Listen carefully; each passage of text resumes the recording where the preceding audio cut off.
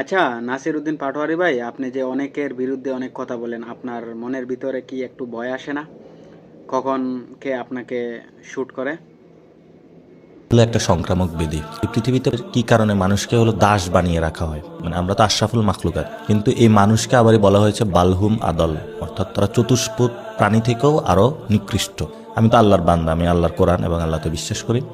সেখানে বলেছে তিনটা জিনিস, অর্থাৎ ওলা নাবনু আল্লাহকুম বিষয় মিনাল খৌফ, খৌফ মানে ভয়, ওয়াল জোর ক্ষুদা, অর্থাৎ আমরা কেন ক্ষুধার কারণে তো যাই, যে ভাই ঠিক আছে গুলশান অফিসে যাই, ওখানে কিছু টাকা পাবো, মানে নিজের বাপ ভুলে আরেকজনের বাপ বানায় দিই। আবার এই হলো ওয়ান অ্যাকশন, মানে আপনার যে আমল খারাপ কাজকর্মের কারণে হলো মানুষকে পরীক্ষা করা হয় আর কি। তিনটা জিনিস আমি আমার লাইফ থেকে বাদ দিয়ে দিয়েছি। রাসূল সাল্লাল্লাহু আলাইহি সাল্লাম যখন ইসলামের দাওয়াত দিয়েছিলেন, বলছে তোমাকে চাঁদ তারা দেওয়া হবে, সূর্য এনে দেওয়া হবে, যে তারপরও তো মুখটা বন্ধ করো। রাসূল সাল্লাল্লাহু আলাইহি সাল্লাম কিন্তু কখনোই এটার সাথে কম্প্রোমাইজ করেন নাই।